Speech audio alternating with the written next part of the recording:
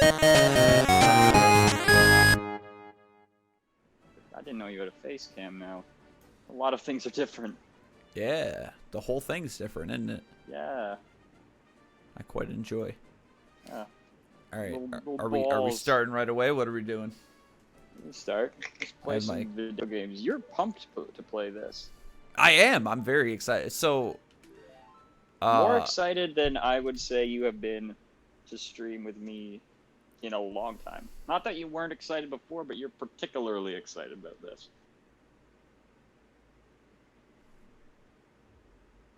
Okay, cool. Yeah. Yikes. What? No, it said reading game disc, but it's okay. It worked. So yeah, Okay. I am. We're using the same DS that we used for Pokemon White, so it took a second. It took a while to set up, but I am legitimately playing this for sure. Oh no! What do we name our lunk? Uh-oh. Oh no! It's got to be something like original. We can't do some stupid poopy. We'll just do poopy. No, yeah, No. we can't. You're right. Okay. What did we do before? We had KDT. Yeah, and then we had poopy. Let's go W. Okay, capital W. Obviously. Okay. O. I thought you were gonna go, and that's it. L. Okay.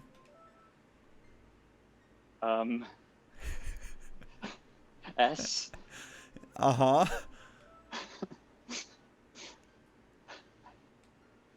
H.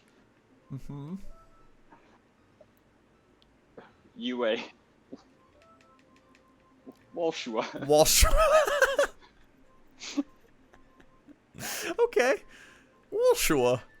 Yeah. We'll show you a good time. Ow! Son of a bitch, don't bite me, Loki. Damn it. Oh my god. Okay. Yeah, Walshua. Why not Walshua? I understand. Oh, you know what? I was like, my brain came up with that somehow. That's the soap guy from Undertale. Remember Washua? Oh. Yeah, I guess Washua that makes with an sense. L. Sure. I knew my brain wasn't clever enough. Hi, everybody. Hi. Welcome to Majora's Mask. Yeah, so for those of you who only pay attention to the YouTube videos, let's get the Cliff Notes version of this story in. So I have no idea what the plan was, but Tony had started Grim Fandango and was doing Nier, and I think we were going to do Katamari? I believe Katamari was next, yeah. But then I got real sick. Real sick. And super short version is that I had to spend a lot of time, aka most of the past 4.5 months in the hospital and get crazy chemotherapy treatment. That's why these first few streams might be a little low key and chill, because I'm just now getting out and I've lost 30 pounds.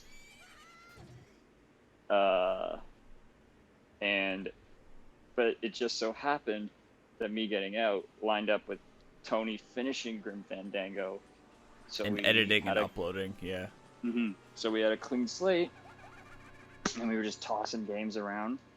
And I said, let's do it old school, because this is the first game I ever remember hearing about Tony streaming. I don't remember if I actually came to the stream or not, but this was the first one I ever heard about. Believe the first one you came to was Banjo-Kazooie? I believe you're right. Yeah. I believe you're right.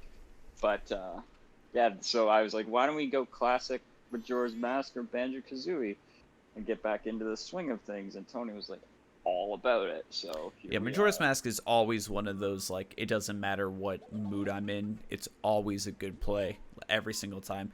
And I've beaten it a couple times, but I don't think I've ever 100%ed it.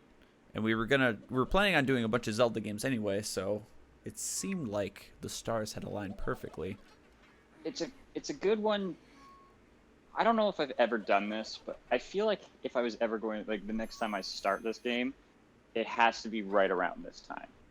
Like I wouldn't want to start it at like noon. The start of the game doesn't give off a noon vibe. Like if you're picking up a file, you can play it at any time you want. But like I don't know, there's something at the start of the game that just screams nighttime. And evening. Like Twilight era. Yeah.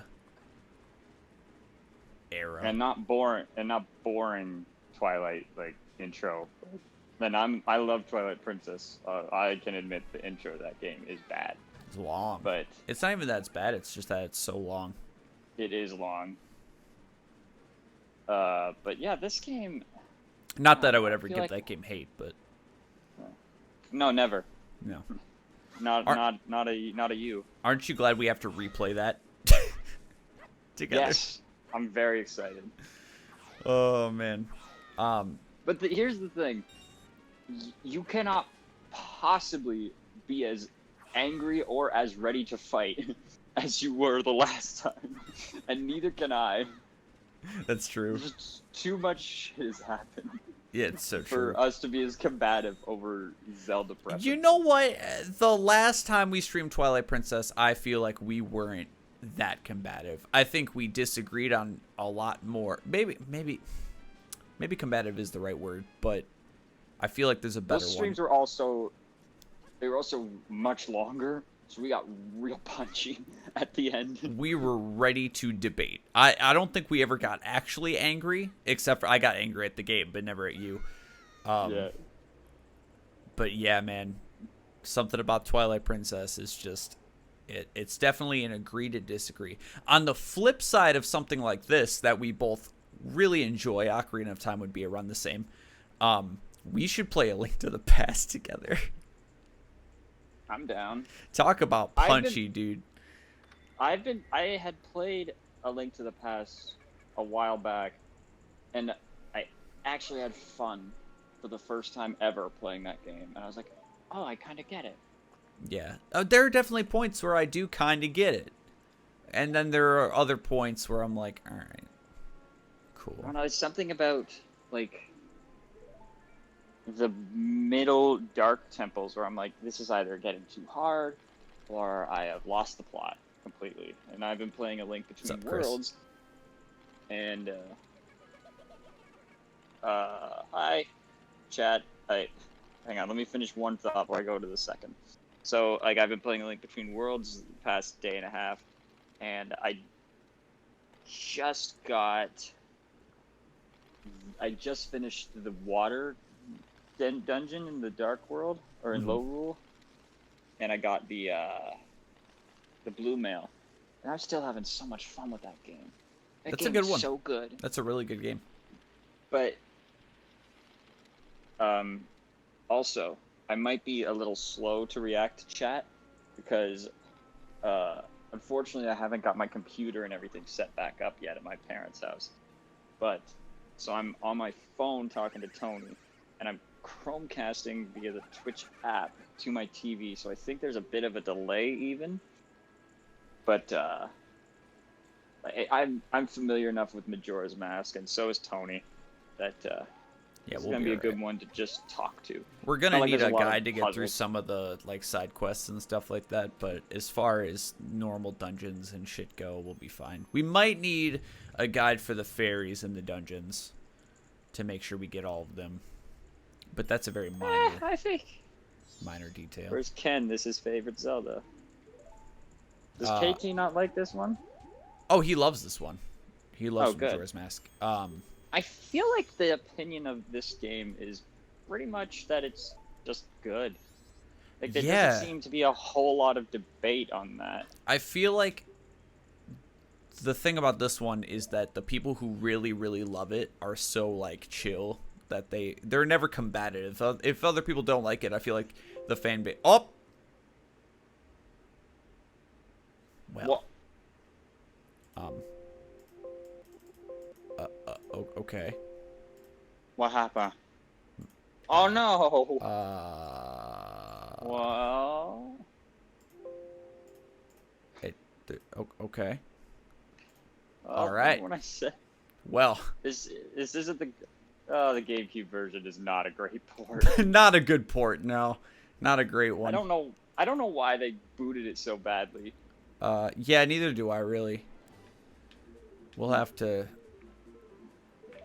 go ahead and Should we just yeah, troubleshoot on stream? No, I just reset it. Oh, I hope that doesn't happen a lot though. Well, get ready to watch all of that cutscene again. Yeah, for real, the most boring part of the game. Well, Yeah. if you're playing for So now the conversation is: do we even bother talking for the next like 5 minutes? Or okay, just make so a cut? if I do this, okay, then nothing shows up on stream. That's fine. Okay, that's cool. What the hell did we name our guy? Walshua? Walshua. All right, so it was there an H or just O?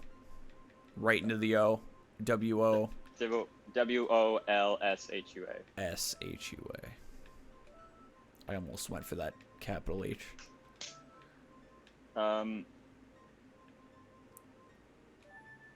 I do actually have an N64 copy. I just don't have a way of recording it.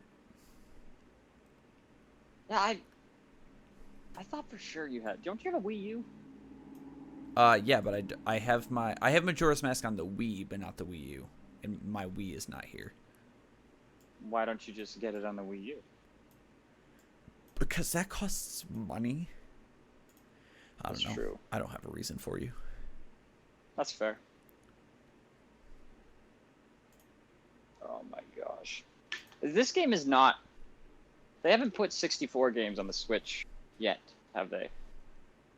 That probably because they're going to come out with a 64 classic. Yeah. Unless they already did? Did they? Yes. I'm not sure. I feel like that... I kind of wonder if the Nintendo 64, outside of like it hit the hardest, but maybe it didn't age collectively as well as of a console as I remember it having done so in the past. You know what I'm saying? Like, sure. When it hits real hard. You got Ocarina, you got Majora's Mask, you got Paper Mario, and like, honestly, that right there, that's enough.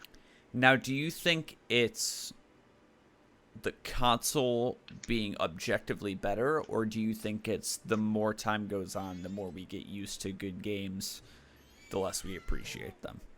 This is a deep question. Say it again. Sorry. Yeah, yes and no. So my answer to myself is kind of, I guess, but my question is, like, do you think when the N64, like when the N64 came out, me and you were like, oh fuck yes, this.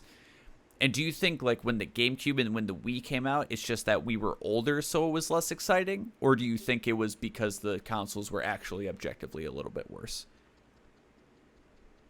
I don't think they were worse, but I also don't think I can really answer that question because it was all exciting to me, and I never grew up.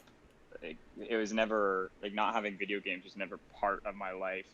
Right. Even though I never owned video games until I was like 9 or 10, but right, just looking at them made me excited. I remember, like, one of the first games I remember playing was Jak and Daxter, and I would run around the like the Geyser Rock tutorial and just be like so happy for hours. Yeah.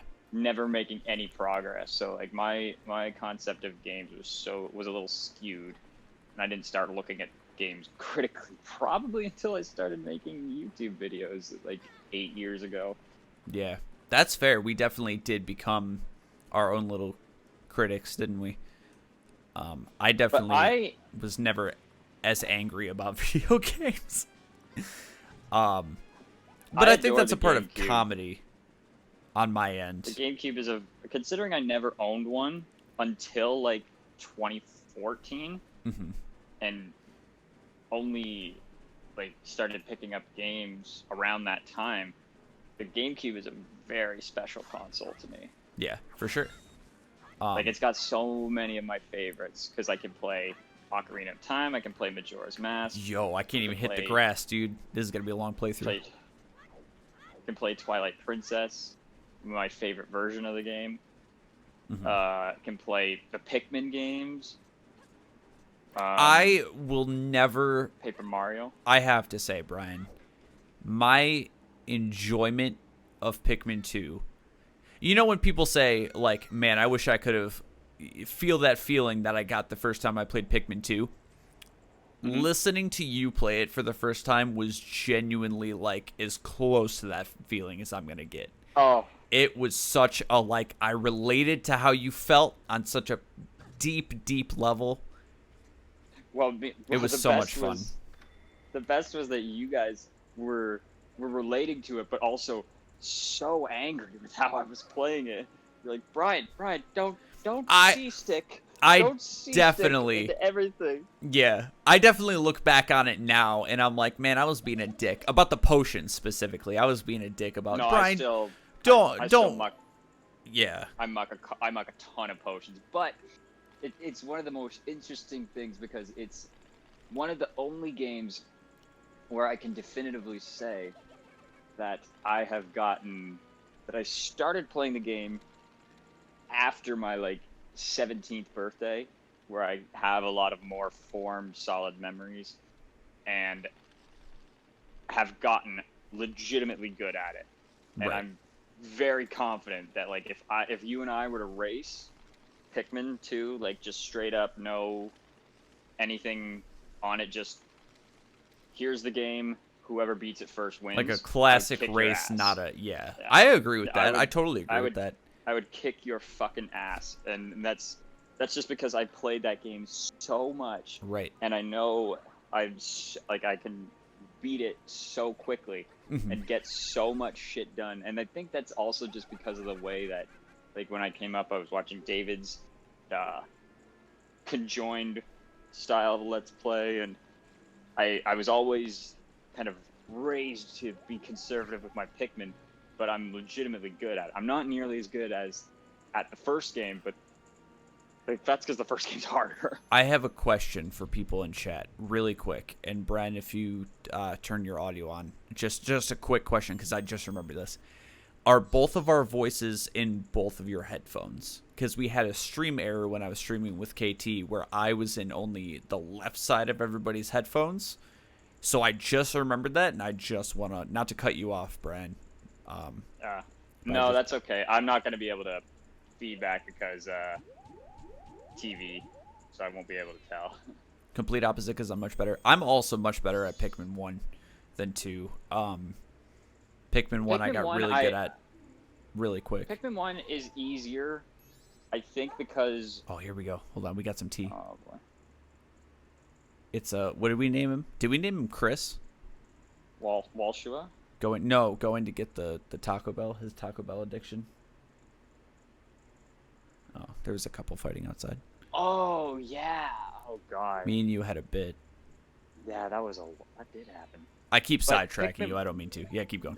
Pikmin 1 is, you just can't be as conservative in Pikmin 1 because, like, the reds are just as good as the fights are going to get, where you don't have to worry about losing purples. And you just have to just go and not care about losing Pikmin. Right. Like, whereas in the second game, it requires, I think, playing it well and playing it with minimal Pikmin loss numbers requires much more strategy, which is just not possible. You just have to accept that Pikmin are going to die in Pikmin 1. And I love that because if every Pikmin was Pikmin 1 in the sense that you only get 30 days, yada yada, it would kind of be a little bit fucked. And Pikmin 2 did such a good job of, like, okay, you no longer have a time limit. However, the longer it takes you, the more pressure we're going to be getting to put on you. So at day 20 or whatever, they start adding the new enemies. Day 25, they'll add even more. I love that. Yeah. I love how the environment changes with the days, so everybody kind of has their own personal experience. It's wonderful. Yeah. Well, they do that kind of in Pikmin 1, but not nearly to the same extent because, like, They had what's the one in the distant spring? The spotty ball bear. Yeah. Will just start showing up, and that dude is among one of the scarier enemies in the game because he is an ass kicker. For sure. And he comes back to life.